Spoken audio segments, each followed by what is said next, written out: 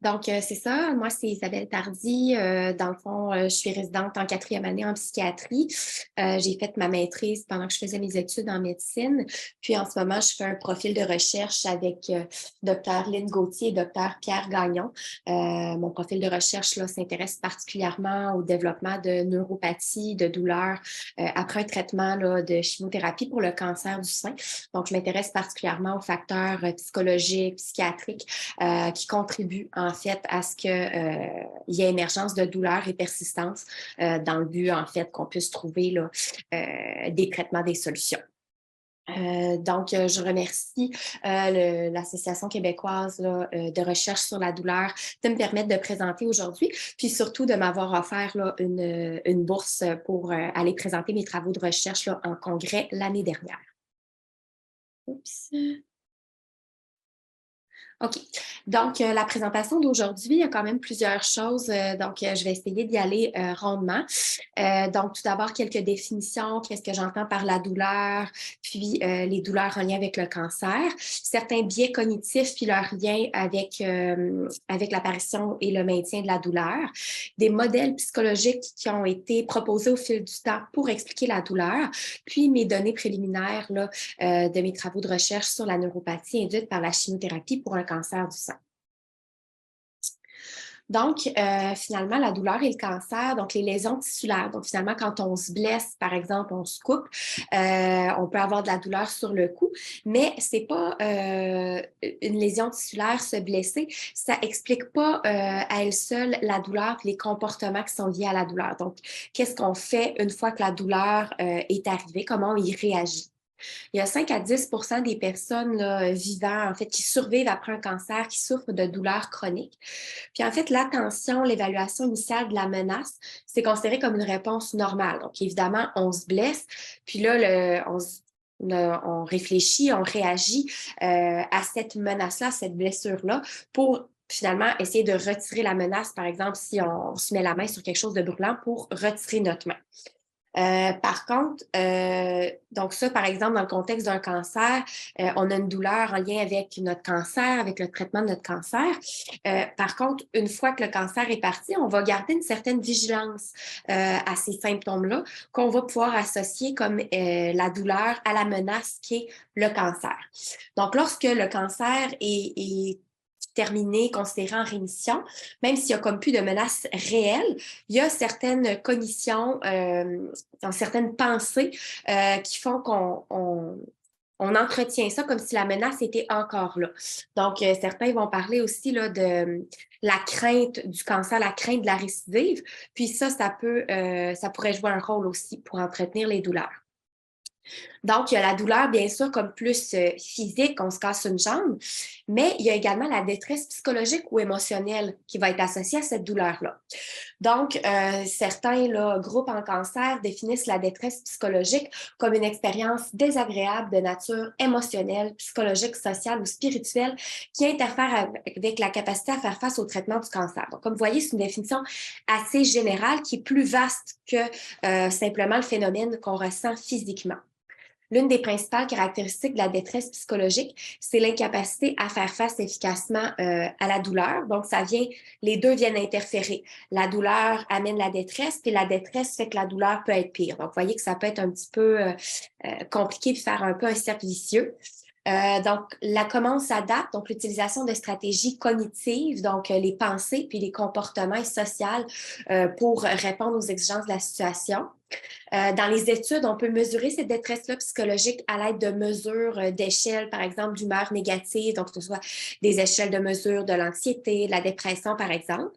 Puis la détresse peut survenir même en l'absence de symptômes. Donc, les douleurs qu'on avait, par exemple, pendant le traitement est partie, mais la détresse que ça a généré peut rester. Ensuite, il y a la détresse associée à la douleur. Donc, selon les études qu'on regarde, certains vont les utiliser comme des synonymes, mais c'est pas tout à fait la même chose. Parce que, comme je vous disais, la détresse psychologique, émotionnelle peut être en l'absence de douleur, en l'absence de symptômes, alors que, comme son nom l'indique, la détresse associée à la douleur est associée, bien sûr, à une douleur. Donc, dans quelle mesure la douleur gêne-t-elle le patient ou la personne qui a un cancer? Souvent, elle aussi, elle peut être mesurée à l'aide d'échelles d'évaluation numérique liées aux symptômes. Puis, alors que la détresse liée à la douleur est spécifique au stimulus de la douleur, par le biais, dans le fond, des terminaisons nerveuses, de l'excitation, de la perception de la menace, la détresse psychologique, elle implique l'intégration et l'évaluation du stimulus, puis de multiples composantes. Donc, c'est un petit peu plus global, un petit peu plus complexe, ce que je vous présentais là, à la diapositive précédente, quand il est question de la détresse plus psychologique, émotionnelle. Maintenant, un petit mot sur la neuropathie périphérique induite par la chimiothérapie, parce que les résultats que je vous présente vers la fin de ma présentation, ça porte là-dessus. La neuropathie, si on prend l'origine du mot, là, donc ça vient des nerfs. La neuropathie induite par la chimiothérapie, c'est un effet pénible, invalidant et mal compris du traitement du cancer du sein par les taxanes. Donc, les taxanes, finalement, c'est un type de chimiothérapie qui est couramment utilisé pour le traitement du cancer du sein. Les symptômes neuropathiques peuvent être de plusieurs ordres. Donc, souvent, ils vont être en gants et chaussettes qu'on appelle, donc particulièrement aux extrémités, aux mains et aux pieds. Ils peuvent inclure des brûlures, des chocs électriques, des crampes et des douleurs soudaines, des engourdissements et des picotements, des fourmillements, de l'allodynie, donc une sensation qui est normalement non douloureuse, qui va être perçue douloureuse par le corps, de l'hypo ou de l'hypersensibilité au changement de température, puis des faiblesses motrices. Les effets sensoriels et moteurs peuvent entraver considérablement la qualité de vie là, au quotidien des personnes qui en souffrent. Puis la neuropathie, donc comme je vous dis, c'est un effet au niveau des nerfs, donc les sensations sont différentes. La neuropathie peut être douloureuse ou non douloureuse. Puis selon les études qu'on lit, c'est pas toujours bien évalué est-ce que c'est une neuropathie qui est douloureuse ou non. Parce que vous comprendrez qu'on peut avoir un engourdissement, un picotement, ça peut être une sensation inhabituelle, un peu désagréable, sans être nécessairement douloureux, alors que des chocs électriques, par exemple, ça peut être plus douloureux, désagréable.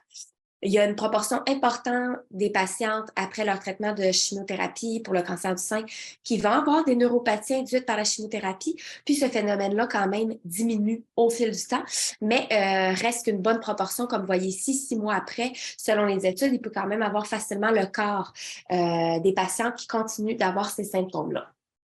Donc, il faut essayer de mieux comprendre le phénomène pour réduire cette conséquence désagréable-là après le traitement, finalement. Donc maintenant, je vous disais, quand on a un traitement pour le cancer, quand on a des douleurs, on réagit comme dans plusieurs situations du quotidien, ça amène des pensées. Donc ça, c'est tout le domaine du cognitif. Donc comment on réagit à cette douleur-là qu'on a. Donc, il y a plusieurs modèles de biais communs aux différentes psychopathologies qui est utile à la compréhension des douleurs en lien avec le cancer. Donc, ici, je vous en ai listé les principales. C'est pas unique. Hein? Souvent, tout ça, ça interagit entre eux. Donc, l'interprétation négative de l'ambiguïté. Souvent, quelqu'un qui a un cancer, même s'il est traité, il est en rémission, ben, on reste avec, comme je vous disais un peu plus tôt, le doute. Puis, ça peut faire que plus facilement, si on a une sensation dans notre corps, on va l'interpréter négativement comme étant peut-être une récidive. Ensuite, la déduction de causalité. Donc, si j'ai, pendant mon traitement, par exemple, après ma chirurgie ou après ma chimiothérapie, j'ai ressenti certains types de sensations, puis que je les ressens à nouveau, même si c'est pas le cancer, je pourrais penser que c'est ça, donc faire un lien de cause à effet. Ensuite, les réactions émotionnelles aux situations puis aux informations ambiguës. Donc, ça recoupe un peu le numéro 1. La mesure dans laquelle l'attention est automatiquement portée sur la menace dans le cas que je vous parle ici, c'est d'avoir un cancer. La difficulté de détourner son attention à la menace, donc d'être toujours en hypervigilance, toujours à se questionner, est-ce que cette sensation-là, c'est le cancer qui revient, par exemple? Puis, dans la vie, c'est normal. Ce qui fait qu'on a survécu, que la race, que l'humain continue, c'est qu'on évite la menace. Hein? On essaye de se garder en sécurité. Donc, même si à tort, on pense que quelque chose est une menace au niveau de nos pensées, ben on va vouloir l'éviter, bien sûr. Puis tous ces biais-là interagissent l'un avec l'autre pour se maintenir dans le temps. Donc là, je vous présente successivement quelques modèles. Donc, il y a le modèle de vigilance et d'évitement. Donc, on s'imagine, à tort ou à raison, qu'on identifie une menace. Donc, j'ai une sensation, par exemple, dans mon bras, j'ai des engourdissements. Donc là, il va y avoir un comportement d'évitement. On va essayer de voir comment je ferais est-ce que je peux modifier mes activités, moins bouger, ou qu'est-ce que je pourrais faire pour ne plus avoir cette sensation-là. Ça peut maintenir l'anxiété, empêcher le contact avec des éléments qui permettent de confirmer ou d'infirmer de la menace, puis de la réévaluer. Un comportement qu'on peut faire, ça pourrait être de prendre rendez-vous aussi avec le médecin pour voir est-ce qu'il y a une récidive ou non. Mais certains vont plutôt éviter, vont pas vouloir le savoir. Donc là, les pensées vont continuer de rouler. Ça peut amener jusqu'à même de la dépression, de l'anxiété, qui, à leur tour, vont interagir avec le phénomène de la douleur. Les traumatismes, tant psychologiques que physiques, vont avoir un effet durable sur la prise de conscience et l'évaluation des menaces. Puis à la fois, le cancer, les traitements peuvent être perçus comme un traumatisme, donc comme l'identification de menaces. Donc, l'accent mis sur l'interprétation erronée, persistante et catastrophique de sensations physiques qui peuvent être bénignes. Hein, on a tous des sensations dans notre corps, mais une fois qu'on a eu des douleurs ou une fois qu'on a traversé un traitement pour le cancer, bien, on peut interpréter différemment puis un peu plus négativement les sensations qu'on ressent. Puis c'est particulièrement pertinent dans le contexte des gens qui ont survécu à un cancer, puis ça rend ces sensations-là, des fois, avec des pensées intrusives, puis difficiles à ignorer. Ensuite, il y a le biais attentionnel en lien avec les douleurs chroniques non cancéreuses aussi. Donc, lorsqu'on a, je vous parlais un petit peu plus tôt, classiquement, quand on a une douleur aiguë, donc sur le coup, on se casse une jambe, on se brûle, on se coupe, c'est que ça envoie à notre cerveau un signal qu'il y a un dommage. Il y a un dommage physiquement. Par contre, dans le cas de la douleur chronique, il n'y a pas nécessairement un dommage sur le coup. Ça se peut qu'il y ait eu un dommage dans le passé, que le dommage soit réparé, mais que la douleur soit restée. Ça peut maintenir une forte conviction que la douleur est un signal de danger. Donc, si par exemple, j'ai eu un cancer du sein, j'ai eu une chirurgie, j'ai eu de la chimiothérapie, pendant mes traitements, j'ai eu beaucoup de douleur. Donc, mon cerveau peut avoir associé douleur, cancer, danger. Puis après ça, si je ressens de la douleur, c'est difficile de ne pas être en état d'alerte parce que j'ai fait l'association avec le cancer.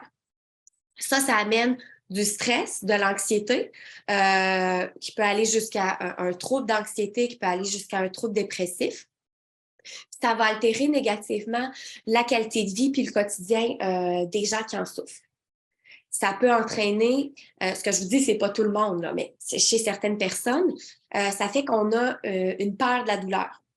Même si on n'a pas de douleur, on reste dans la crainte dans ce qu'on fait dans notre quotidien, est-ce que ça va amener de la douleur? Puis on essaie d'éviter de fuir cette douleur-là. Puis chez certaines personnes, ça va amener une certaine inactivité. On peut amener même un retrait, avoir une moins grande vie sociale, moins vouloir sortir parce qu'on craint cette douleur-là.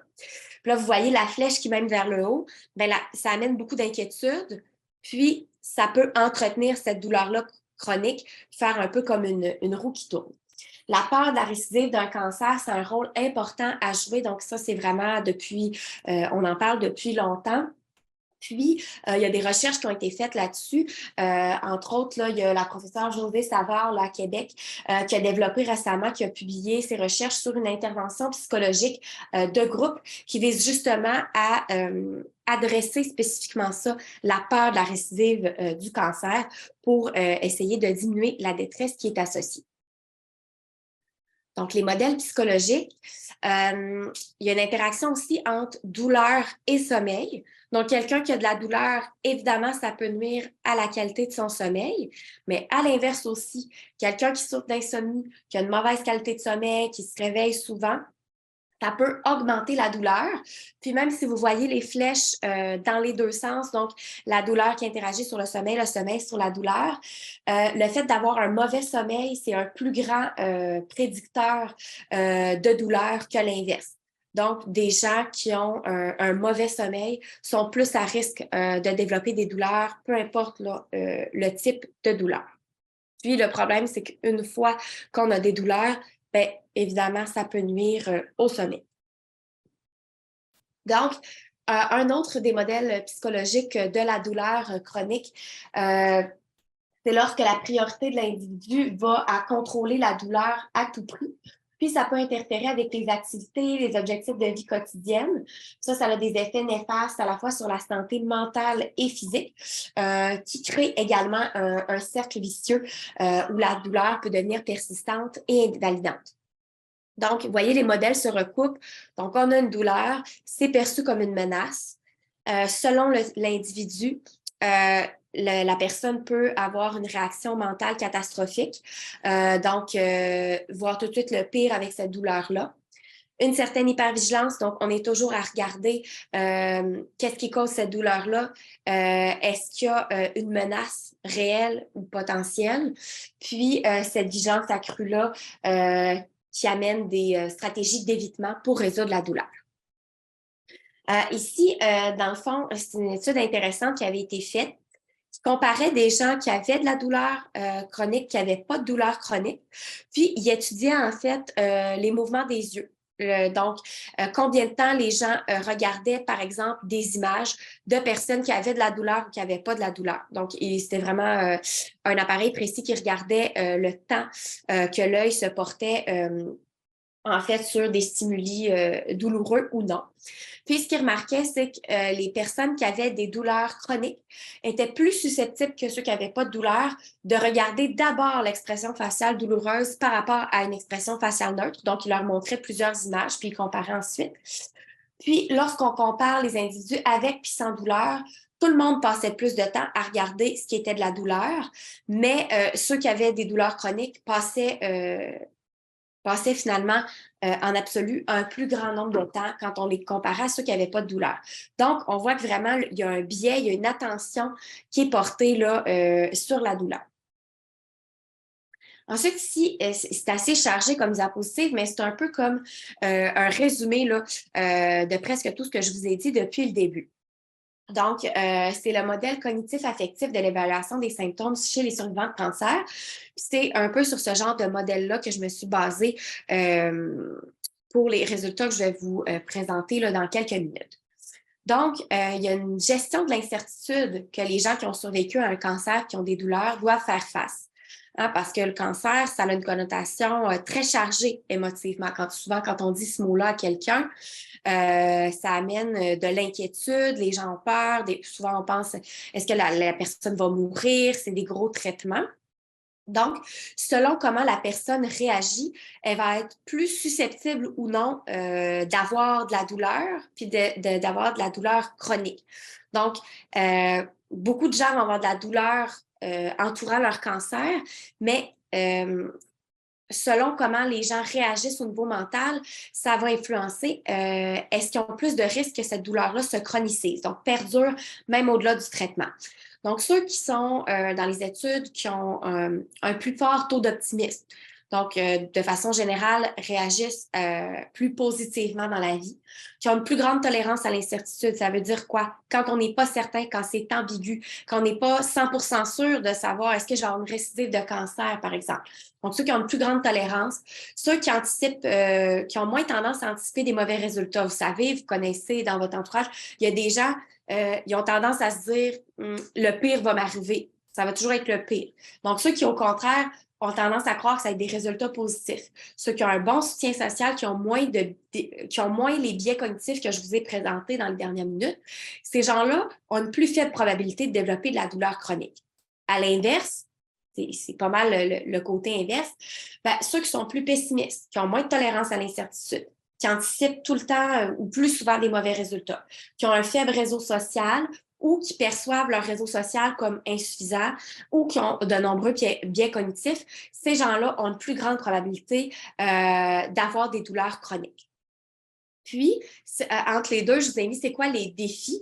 C'est difficile de distinguer en permanence une vraie d'une fausse alarme. Comme je vous disais, si on a eu une sensation pendant notre traitement, puis qu'on a une sensation similaire, proche d'eux, comment savoir si c'est une vraie ou une fausse alerte? Puis, dans le réseau de la santé, vous le savez, des fois, c'est difficile d'avoir un rendez-vous avec un médecin, un professionnel de la santé.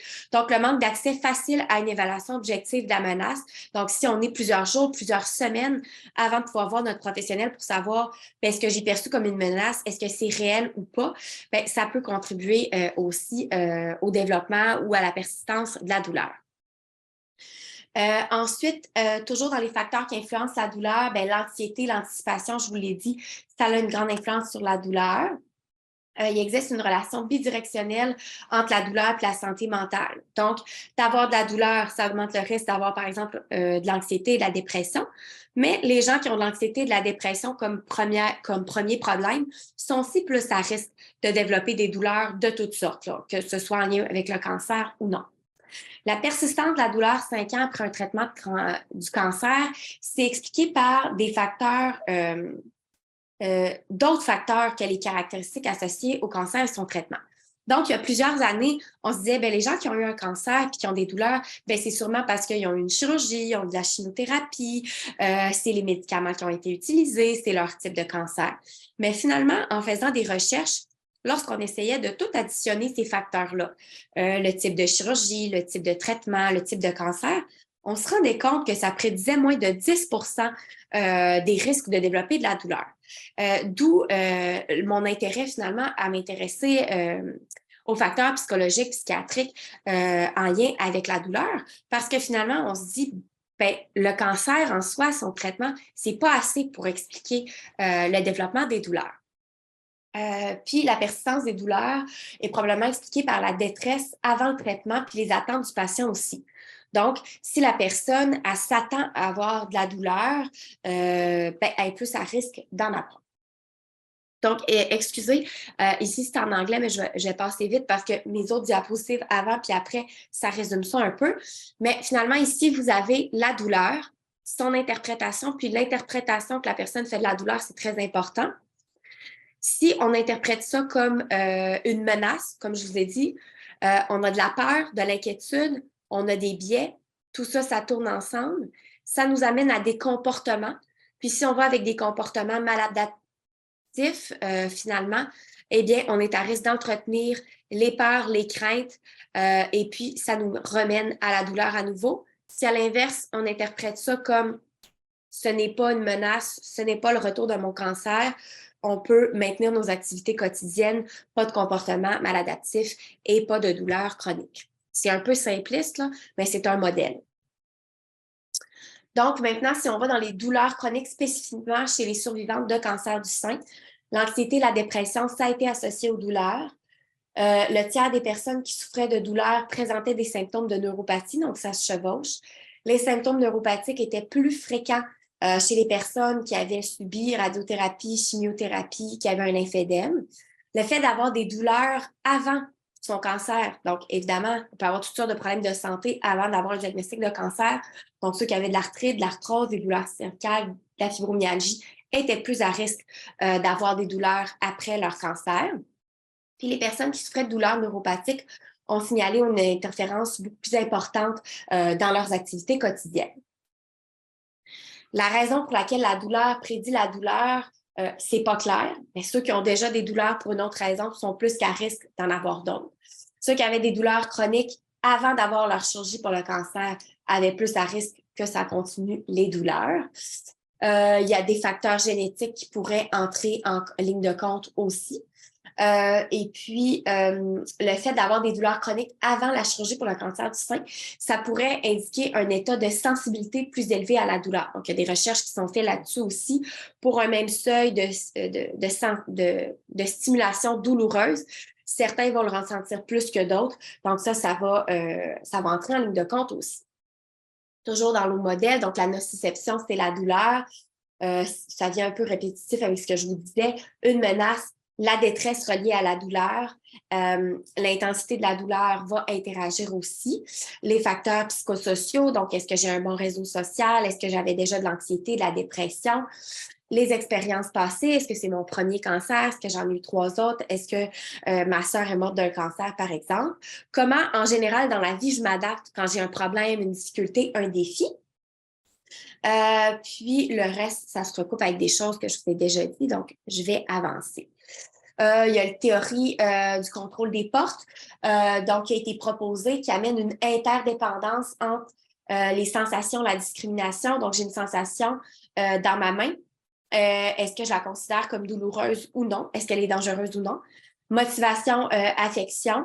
Donc, est-ce que ça m'amène des sentiments? Parce que peut-être j'ai déjà eu une sensation à ma main, puis en même temps, j'avais eu une nouvelle négative. Puis la cognition, l'évaluation, donc au niveau des pensées, comment je traite ça.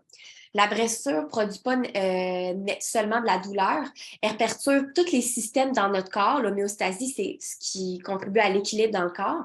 Donc, tout ce qui amène l'équilibre du cerveau, ça produit un stress qui déclenche toutes sortes de réactions complexes. Donc, ici, c'est un modèle qui a été développé pour les survivants d'un cancer pédiatrique, mais il y a quand même certains éléments intéressants. Donc, on a un diagnostic de cancer, il y a la douleur reliée à la maladie, au traitement, aux procédures.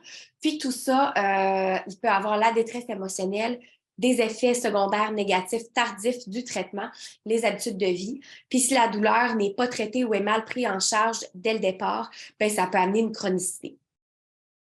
Donc, c'est quoi les facteurs biologiques, physiques qui peuvent amener de la douleur après un cancer du sein?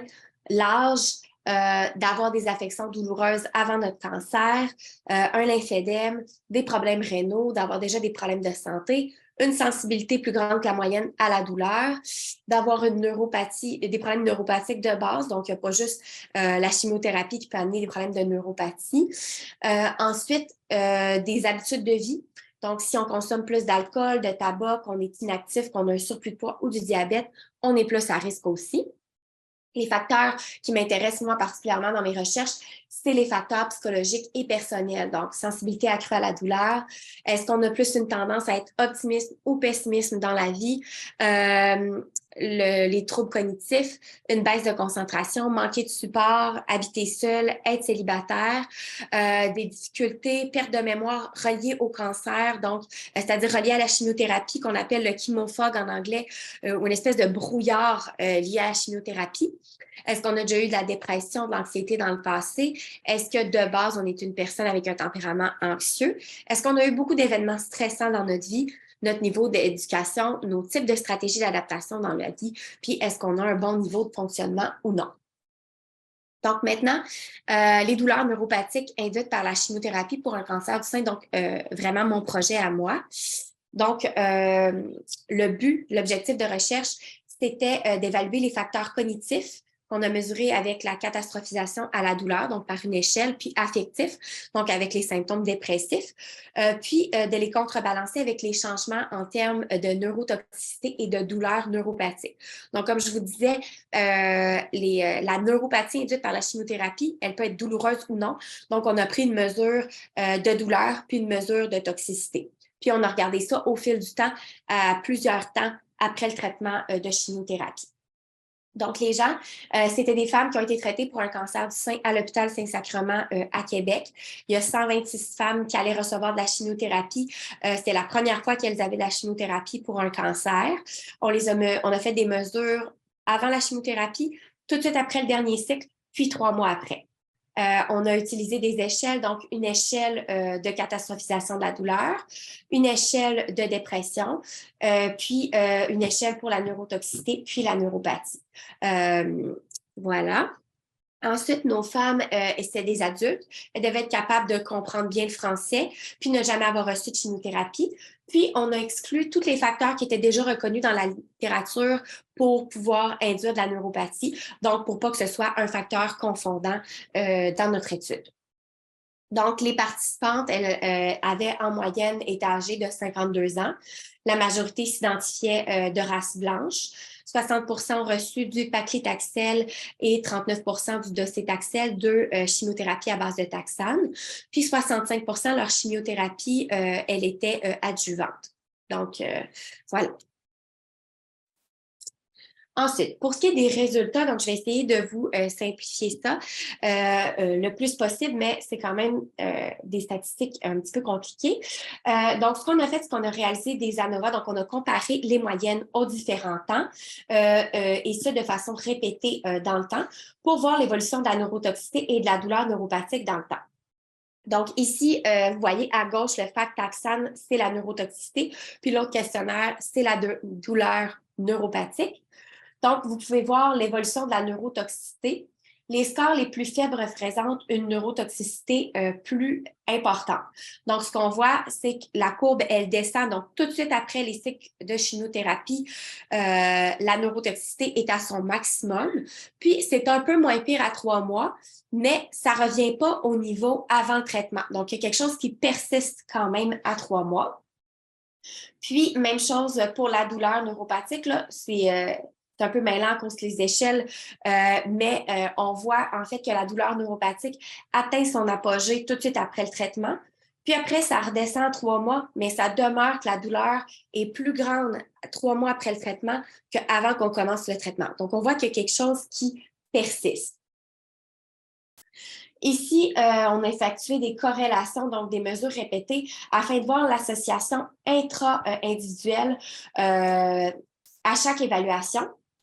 Cette analyse a démontré un niveau plus élevé de catastrophisme et de dépression associés à la neurotoxicité et à la douleur neuropathique.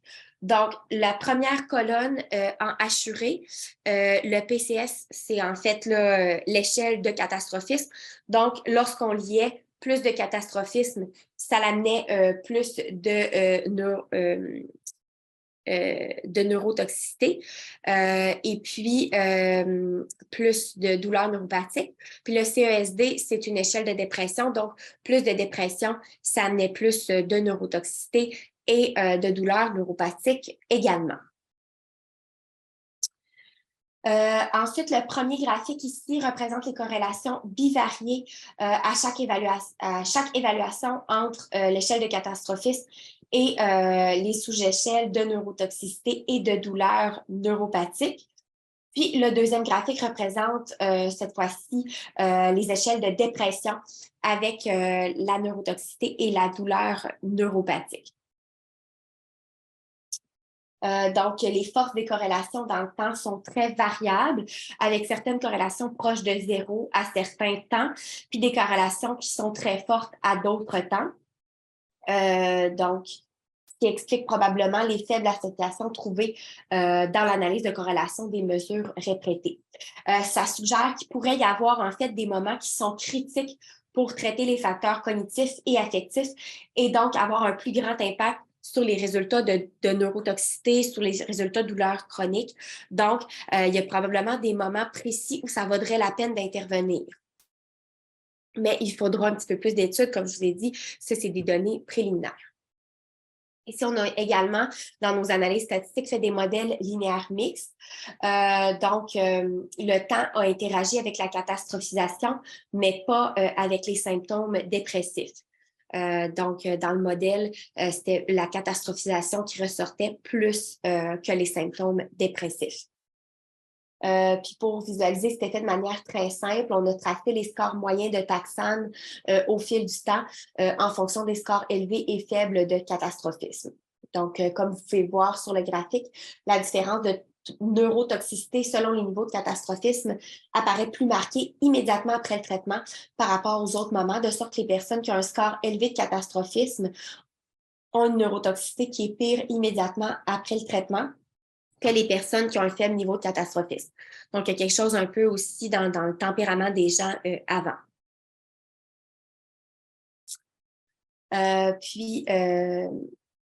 Ici, c'est avec les douleurs neuropathiques. Donc, encore une fois, c'est vraiment le catastrophisme qui ressort également pour les douleurs neuropathiques. Donc, c'est le même type de graphique qui a été fait. Donc, les personnes qui ont des scores de catastrophisme élevés signalent une douleur neuropathique pire immédiatement après le traitement par rapport aux personnes qui ont des scores de catastrophisme qui est faible. Évidemment, c'est des échelles de mesure, c'est fait à des temps précis, donc c'est sûr qu'il y a certains biais liés à ça. Comme je vous disais, c'était des données préliminaires, mais quand même, ça va être intéressant en continuant d'analyser les données, puis en regardant d'autres éléments. Là, ici, je vous ai présenté le catastrophisme, la dépression, mais on va regarder aussi l'anxiété et d'autres paramètres pour voir si on jumelle tous ces paramètres-là, qu'est-ce qui permet en fait d'expliquer le plus à la fois la neurotoxicité et les douleurs neuropathiques, parce que les douleurs neuropathiques, la neurotoxicité, je ne l'ai pas dit au début, là, mais ça peut amener là, des difficultés, par exemple, de sensibilité aux mains. Ça peut nuire, par exemple, à boutonner une chemise. Donc, au quotidien, ça a un effet double négatif, là, à la fois les conséquences de la douleur, mais l'impact fonctionnel aussi. Donc, le temps avance. Alors, je vais conclure tout de suite pour laisser du temps là, s'il y a des questions. Donc, comme je vous dis, les études vont se poursuivre dans notre cas, mais également, on n'est pas les seuls à travailler là-dessus.